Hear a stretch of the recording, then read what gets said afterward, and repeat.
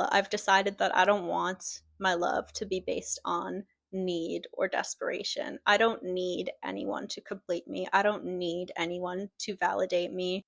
It was a spiritual experience feeling such deep emotions for another person for the first time. Hi. Hello. Hi. I am back with the pink bunny. She's my support bunny. Her name's Bunnycorn, and if you're going to subscribe to my channel, you're going to have to get used to seeing her. I think the more she's on camera, the more likely she is to come out of her shell. She seems shy and unassuming, but trust me, she has a big presence. Isn't that right, Bunnycorn? I'm also all hopped up on caffeine right now, so feeling a little energetic. Today's video is a really important message, and I feel like if I could broadcast any message to the world, it would be this message. The most important message that I wish I could broadcast to the entire world is this: you are the love of your life. You are the love of your life that you've been waiting for. You are the one, you are the only one who can save yourself. Let's start by talking about what inspired me to make this video and share this message with you. I come from a background of really hating myself and having low self-esteem and just feeling like I wasn't good enough for the world and feeling like I wasn't good enough to date anybody. If you watched my last video, I give some of that backstory. I grew up ugly, and that really affected me. That made me have body dysmorphia growing up, and not just growing up, but like into my adult years. When you think that you're not good enough for anyone or anything, you tend to come off as a little desperate. And I feel like that was my vibe for a lot of years. I was just really, really desperate to find someone to love me because I was not giving that love or seeing or acknowledging that love for myself. I was desperate to be loved because I wasn't loving myself. I was desperate to be seen because I wasn't seeing myself. I was desperate to be heard and to be listened to because I wasn't hearing or listening to myself. I was desperate to be cared for because I wasn't caring for myself. I was desperate to be cherished because I wasn't cherishing myself. The thing is, when you're so desperate to be seen and to be cherished, I feel like you're vulnerable and people will take advantage of you because you take any sign of attention from someone as something that you need to cling to, and you see it as very special because you feel like you've been deprived of that your whole life. I really believe that this is something like the projection of love outside of ourselves. Thinking that we need some sort of external love to complete us is something that affects everybody, not just people and women with low self-esteem. I think that if you look at like literally any advertisements, books, media, like we've all kind of been conditioned to believe that like true romance is the goal and that there is some sort of person out there who is going to complete us. And of course, when we grow up conditioned to believe that, we're going to believe it and we're going to be on a lifelong search of that love outside of ourselves. And that is how companies sell things to you. They play on that deep primal instinct within all of us, that like deep primal need for love and validation. Okay, so let's get into the story of how I realized that I am the own love of my life and I've been projecting that desperation. out into the world, that need for self-love out into the world. Growing up as a little girl and as a teenager and as a young adult, I wanted more than anything in the world. Okay, I wanted two things. Number one is I wanted to be skinny and pretty, and number two is I wanted a boyfriend. I was a late bloomer in life with like love and romance because, again, grew up ugly. So, not a lot of boys were interested in me when I was a young girl, and I also just had no confidence. So, I spent my childhood and teenage years just like imagining and fantasizing about the day where I would like find essentially this be all end all relationship that would give me all of the feelings that I was so desperately craving to feel. When you grow up not being told that you're beautiful, you learn to think, like, you start to believe that you're not beautiful and you're not worthy and you're not valued. And that makes you vulnerable for abuse from people. That makes it easy for people to take advantage of you. And that is what happened to me a lot of the time. So once I started getting a little older and I started developing some confidence in my looks and in my body, I was like, hey, I'm actually getting some attention from guys right now. And that attention, after a lifetime of receiving no attention or validation externally, that external attention from guys felt really, really good. There was this pattern in my life of me just finding guys that I didn't love and I didn't even like them. I just wanted to be with someone because I was desperate for that love and validation. So, I got into my first relationship when I was 19 years old. I was around 19, and this was like my first everything, my first kiss, my first everything. It just I was desperate for love and attention and validation, and he was, let's just say, the only one around. I was with that person for about a year and a half, and then I hopped directly into another relationship. So this guy was actually, my second boyfriend was actually mean to me.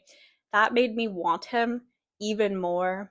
And when I say mean, I mean like being very back and forth with communication and his feelings for me and saying rude things about my appearance, just like not a nice person that you would want to be with. I feel like this is another thing that girls with low self-esteem experience is they get off on guys being mean to them. You will accept the abuse that you're giving to yourself. So if you're not cherishing yourself, if you don't have strong boundaries, if you are not taking care of your mind, body, and soul, like, how do you expect someone else to give you that and do that for you? And even if you find someone who will give you that and do that for you, it will not be enough because you're still feeling empty on the inside. I spent some time alone, and during this alone period of my life is when I felt the first inklings of self love in me. Even though I was alone and not in a relationship, I still fell into that trap mindset of like wanting to be validated physically, which again is something that happens to, I feel like, to a lot of women with low self esteem, or like even women who don't self esteem, have low self esteem. I feel like women are just kind of taught in our society that they should be pleasing men. If you didn't really grow up with parents who taught you to protect yourself and to, value and cherish your being, it's likely that you were just like giving that to people and giving that away to people and having casual sex. My opinions on casual sex have definitely evolved throughout my life. I don't believe that it's something that contributes to happiness in the long term. I think it's a form of short term gratification.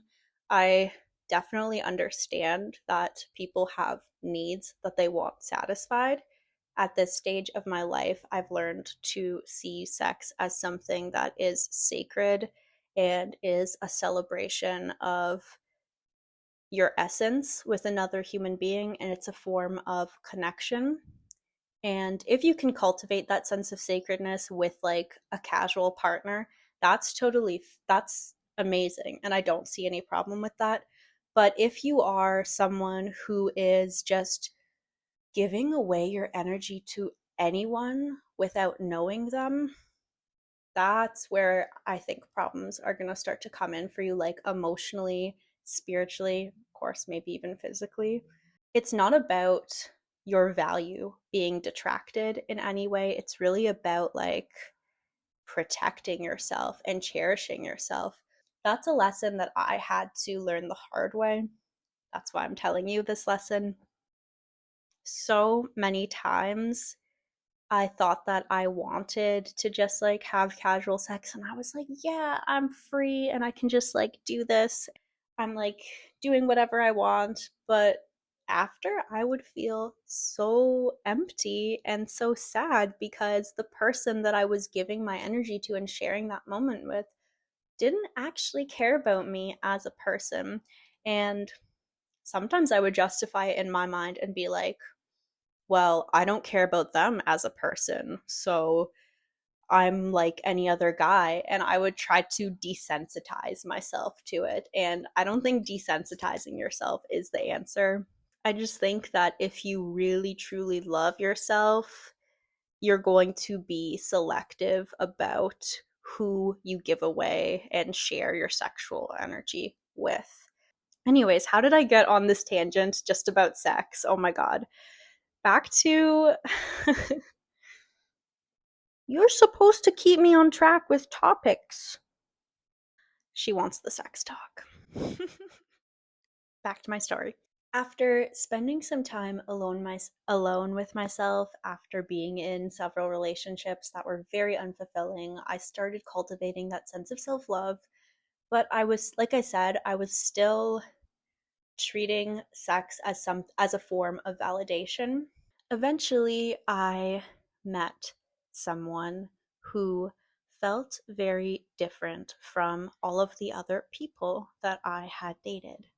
I meet Joe. Let's call him Joe. I meet Joe, and I was in a daydream. I would just like journal, write in my diary constantly about him and all the things I loved about him. Yeah, so I was like bonkers. I was bananas over Joe. The reality of the situation was that he was not bananas or bonkers over me. When I'm retelling this story, it like sounds just like, oh, this like girl who fell in love and she was just being a silly girl. She was just being a girl, but it was like, I'm telling you, it was such an intense experience. Any of my friends who were around during this time, like, I lost my mind. There was a time where I just like couldn't sleep one night, and then I was texting my friend that I couldn't sleep, and then I texted her. She woke up in the morning from literally 50 messages from me, and I had like gone to his house in the middle of the night, and she's like, how are you at his house right now? Like, when did you go? And like, this is insane.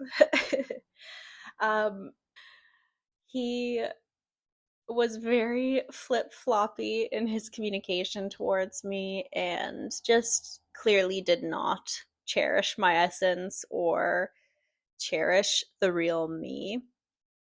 These types of relationships often mirror what we received in childhood and like the communication and the bonds that we received that we had with our parents in childhood.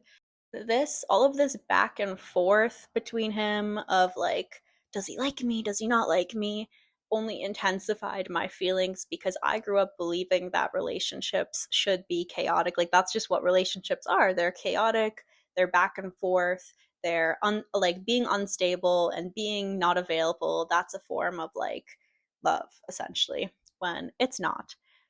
I was giving him all the qualities that like I wanted to feel towards myself, and I was putting him on such a high pedestal. Looking back, I would not change a single thing. I feel very grateful for that experience because it truly did awaken me to the deep love that I'm capable of feeling for myself. Um, and I know that you are capable of feeling that same deep love for yourself as well.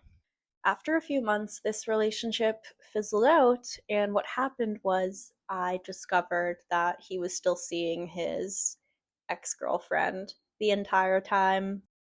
I am very proud of myself for that moment where I stood up for myself and I didn't just take that shit from him. I said, I don't think we should see each other anymore. And then the very last thing I said to him was, just so you know, I think you're a pathetic, lying cuck. That was the end of our communications, and I never spoke to him again. Healing from this experience was very intense for me as well because it felt like I was suddenly cut off from this major source of love. I was like searching for a replica of that love out in the world constantly, and I constantly felt like nothing else could compare to like what he had given me. And it really was a blessing because it made me aware of so many wounds that I was carrying around with me. One of the wounds that I have is an abandonment wound because my grandmother died when I was a really little girl, and she was the one who took care of me for a lot of my childhood.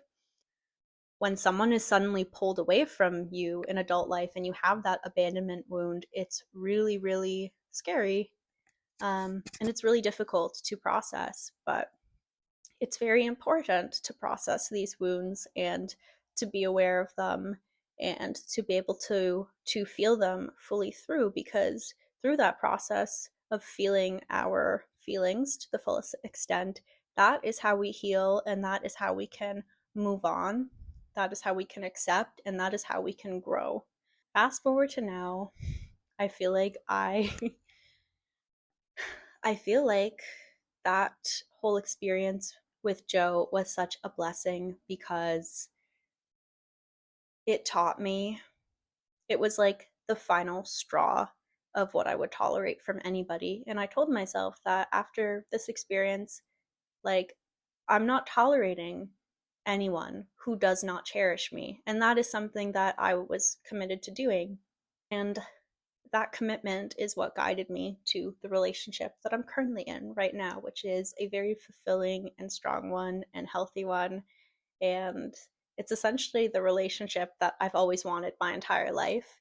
I just wasn't ready to allow it to be into my life because I was accepting such shit treatment from so many other people. And it's like, how can you find that relationship of your dreams if you're giving away your energy and attention to people and things and situations that don't serve you? You're never going to find your dream relationship with someone else if you're just focusing your energy elsewhere. You're not even going to see them if they walk into, you're not even going to see your ideal partner if they walk into the room if you're spending your time with Joe over here, okay? Two people going into a relationship who are looking to the other person to complete them, that's only ever going to end up in a toxic dynamic. This is something that I've talked about with my partner, and I've brought up to him, is the fact that I don't want to need you and I don't want you to need me. And at first he didn't really understand what I meant. He's like, of course I need you and of course you need me. Like, we're meant for each other. We're so in love. And I think that a lot of people confuse that like feeling of desperation and need for real love, when in reality, like, you shouldn't need anyone to love you for you to be okay. That's something that I think everyone should actively think about when they have a partner.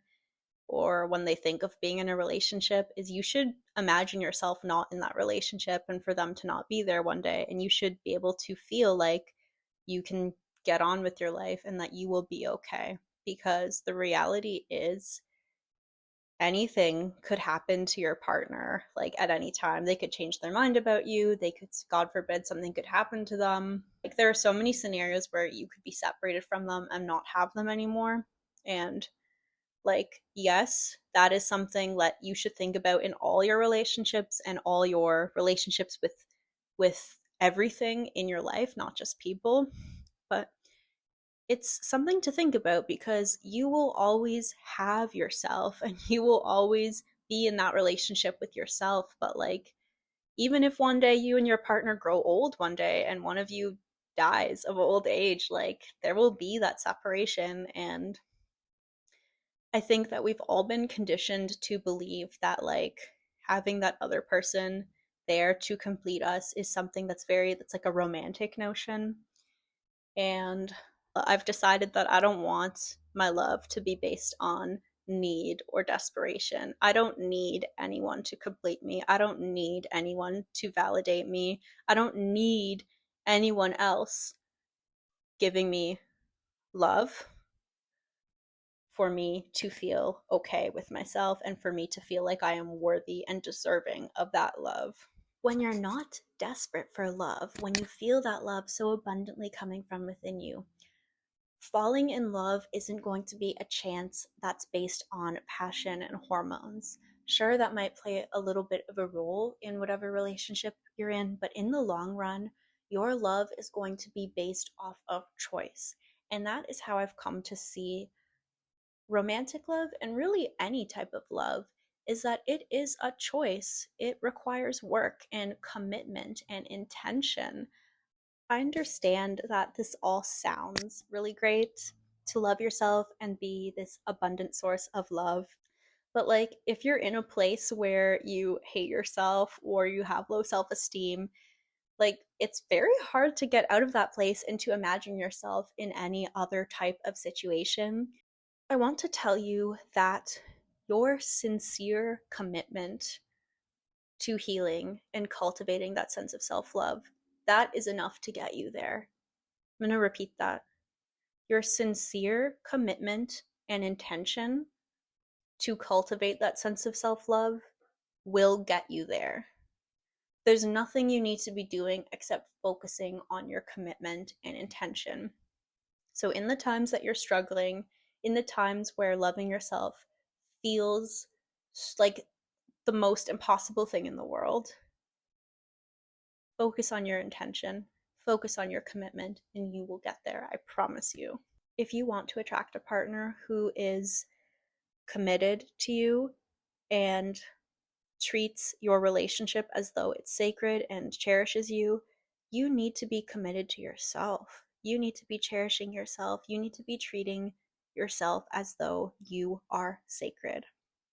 I would love to do another video going into what really helped me, like actionable steps that I took in order to cultivate that sense of self-love. I think that would be a great topic for another video.